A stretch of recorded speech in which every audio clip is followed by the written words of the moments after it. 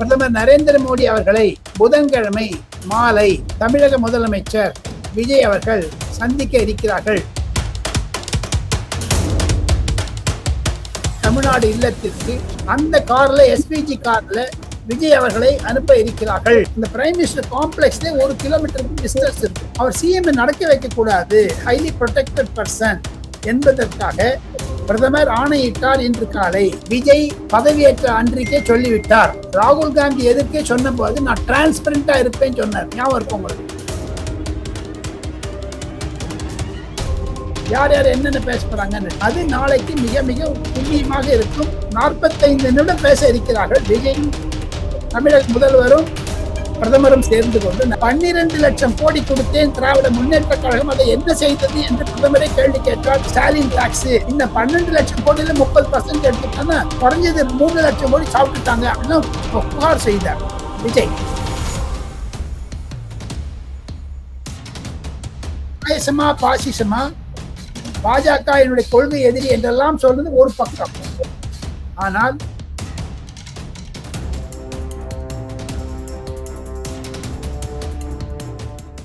சித்திரை one media நேயர்களுக்கு வணக்கம். இன்னைக்கு நம்ம கூட இணைஞ்சிருக்காரு மூத்த பத்திரிகையாளர் டெல்லி ராஜகோபாலன் அவர்கள். வணக்கம் சார்.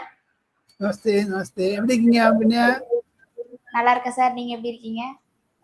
சித்திரை மீடியா நண்பர்களுக்கும் வினோத் நண்பர்களுக்கும் அபிநயா நண்பர்களுக்கும் ஒரு புது செய்தியை சொல்ல ஆசைப்படுகிறேன், ஆவலுடன் இருக்கிறேன்.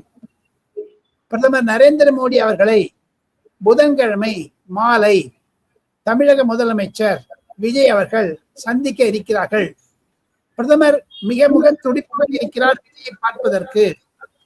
விஜய்க்காக தான் யூஸ் பண்ணி இருக்கக்கூடிய கார் அனுப்பிச்சு தமிழ்நாடு இல்லத்திற்கு அந்த கார்ல எஸ்பிஜி கார்ல விஜய் அவர்களை அனுப்ப இருக்கிறார்கள். காரணம் என்ன என்று கேட்டால், பிரதமர் ஒரு மரியாதை தருகிறார். பிரதமர் இல்லத்தில் சென்றால் அபிநயா ரிசப்ஷன்ல இருந்து நீங்க ஒரு பாயிண்ட் மட்டும் நடக்கணும், ஒரு 500 மீட்டர் நடக்கணும். அதற்கு பிறகு ஒரு 200 மீட்டர் கார்ல அழைச்சிட்டு போவாங்க. அதுக்கு அவருக்கு 3வது நம்பர் லோக் கல்யாண் மார்க் தான் பிரைம் மினிஸ்டர் இருக்காரு. அந்த பிரைம் மினிஸ்டர் காம்ப்ளெக்ஸ்ல 1 கிலோமீட்டருக்கு டிஸ்டன்ஸ் இருக்கும். அவர் சிஎம் நடக்க வைக்க கூடாது, ஹைலி ப்ரொடெக்டட் பர்சன் என்பதற்காக பிரதமர் ஆணையிட்டார். இன்று காலை எஸ்பிஜி டைரக்டர் சொன்னாங்க, என்னுடைய கார் அனுப்பு, விஜய் அழைச்சிட்டுவான். இது ஒரு பெரிய மரியாதை தருகிறார் விஜய்க்கு என்பதைத்தான் சித்திரை நேயர்களுக்கு நான் சொல்லிக் கொள்வதில் ஆசையாக இருக்கிறேன், ஆர்வமாக இருக்கிறேன். சார், இப்ப முதலமைச்சர் விஜய் அவர்கள் இப்ப டெல்லி பயணம் வராரு. அங்க எந்த மாதிரியான வழிபாடுகள்லாம் நல்லா இருக்கு, அந்த ஏற்பாடுகள்லாம் நல்லா இருக்கு. இப்ப நீங்க தான் சொன்னீங்க. சோ அந்த ஆலோசனை எல்லாம் என்ன மாதிரியான ஆலோசனைகள்லாம் நடக்கும்னு எதிர்பார்க்கறீங்க, சொல்லுங்க. விஜய் அவர்கள் பதவியேற்று விழாவில் 3 விஷயம் பேசினார். அதை குறித்துத்தான் பிரதமரும் பேசுவார் விஜயுடன். சித்திரை நேயர்களுக்கும் அபிநயா நேயர்களுக்கும் ஒரு முக்கியமான விஷயம் என்ன என்று கேட்டால், தமிழகம் முதல், தமிழ்நாடு ஃபர்ஸ்ட் என்பதுதான் விஜயினுடைய தாரக மந்திரம். யார் தமிழகத்திற்கு உதவி செய்தாலும், foreign direct investments, institution of industries, business, commerce, எது செய்தாலும் தமிழகத்தினுடைய முன்னேற்றம் தான் என்னுடைய தமிழ் வெற்றி கழகத்துடைய முன்னேற்றம் என்பதை விஜய் பதவியேற்ற அன்றைக்கே சொல்லிவிட்டார். ராகுல் காந்தி எதிர்க்கே சொன்ன போது நான் டிரான்ஸ்பரண்டா இருப்பேன்னு சொன்னார். ஞாபகம் இருக்கும் உங்களுக்கு? நான் வெளிப்படையாக இருப்பேன், உள்ளொன்று வைத்து புறமொன்று பேச மாட்டேன் என்று சொன்னார். இந்த 2ஐயும் மனதில் வைத்துக் கொண்டுதான் பிரதமருடன் பேசக்கூடிய விஜய் அவர்கள் பிரதமரிடம் வரக்கூடிய பதில் என்ன என்று கேட்டால், பிரதமர் அலுவலகத்தில் சக்திகாந்த் தாஸ் என்று சொல்லக்கூடிய Tamil Nadu IAS officer, reserve bank கவர்னரா இருந்தவர், இப்பதான் அவர் principal secretary to prime minister இருக்கார். அவர் சக்திகாந்த் தாஸ் என்னிடம் தெரிவித்தது என்ன என்று கேட்டால், இன்று காலை அவருடன் பேசக்கூடிய வாய்ப்பு கிடைத்தது. தமிழகத்தினுடைய முதன்மை செயலாளர் சீஃப் செக்ரட்டரி டெல்லியில் தான் இருக்கிறார். UPSCல டைரக்டர் ஜெனரல் ஆஃப் போலீஸினுடைய பெயர்கள் தீர்மானிக்கப்பட்டது. அதற்காக வந்திருந்த சீஃப் செக்ரட்டரியும் பல அதிகாரிகளை பார்த்தார்.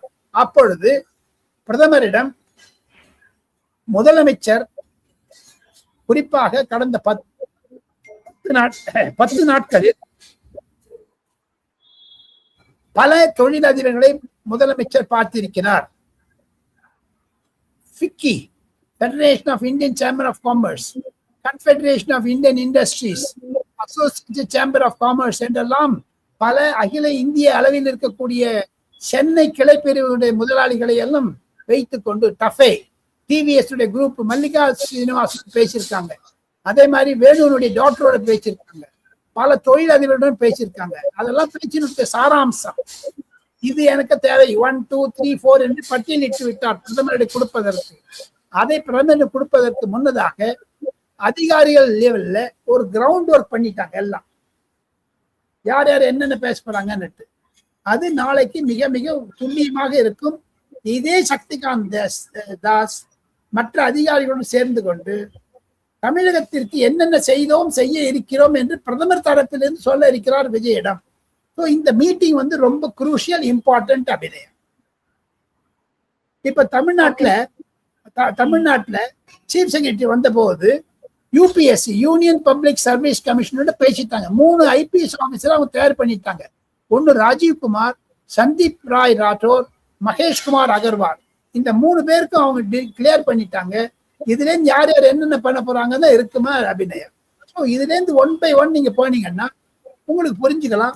பிரைம் மினிஸ்டருடைய meeting is going to be very successful என்று தான் எனக்கு கிடைக்கக்கூடிய தகவல்கள், ருசிகர தகவல்கள். நான் சித்திரை நேயர்களிடம் பகிர்ந்து கொண்டேன்.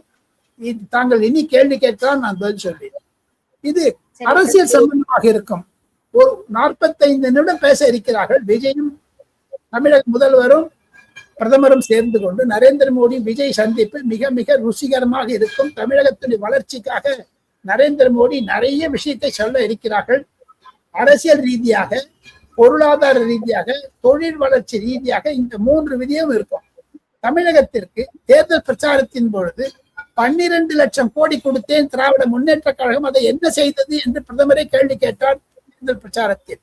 ஆனால் விஜய் அவர்கள் தமிழக வெற்றி கழகத்தின் சார்பில் தேர்தல் பிரச்சார கூட்டத்தில் ஏப்ரல் மாதம் பேசும் பொழுது 30% டாக்ஸ், ஸ்டாலின் டாக்ஸ், இன்னும் 12 லட்சம் கோடியில 30% எடுத்துட்டான்னா குறைஞ்சது 3 லட்சம் கோடி சாப்பிட்டுட்டாங்க அப்படிலாம் புகார் செய்தார் விஜய். அதையெல்லாம் நாளைக்கு பேசுவார்கள். இதெல்லாம் குறிப்புகள் எடுத்து வைத்துக் கொண்டிருக்கிறார்கள். தமிழகத்தில் இனி ஊழல் இருக்காது என்பதை பிரதமரிடம் விஜய் அவர்கள் கண்டிப்பாக சொல்வார். கட்சி வேறுபாடுகள், பாயசமா பாசிசமா, பாஜக என்னுடைய கொள்கை எதிரி என்றெல்லாம் சொல்றது ஒரு பக்கம். ஆனால் பிரதமரும் முதலமைச்சரும் சந்திப்பது என்பது ஒரு பொதுமக்களால் தேர்ந்தெடுக்கப்பட்ட பிரைம் மினிஸ்டர். 65 கோடி பேர் தேர்ந்தெடுத்திருக்காங்க பிரைம் மினிஸ்டர். 8000 நாட்கள் 9000 நைஸ் சீஃப் மினிஸ்டராகவும் பிரைம் மினிஸ்டராகவும் இருந்திருக்காரு கடந்த 25 வருடங்களாக. 2 சேர்த்து விஜய் அவர்கள் வந்து 10 நாள் ஆயிருக்கிறது. 1,80,00,000 பேர் வாக்களிச்சிருக்காங்க. இந்த 2 பேர் சந்திக்கும் பொழுது தமிழ்நாடு அரசாங்கம் மத்திய அரசாங்கத்தை சந்திக்கிறது. அவங்களுடைய அரசியல் எல்லாம் ஒதுக்கி விட்டு பல ருசிகரமான சம்பவங்களை எல்லாம் பேச இருக்கிறார்கள் என்பதுதான் எனக்கு கிடைக்கக்கூடிய செய்தி அபிநயம்.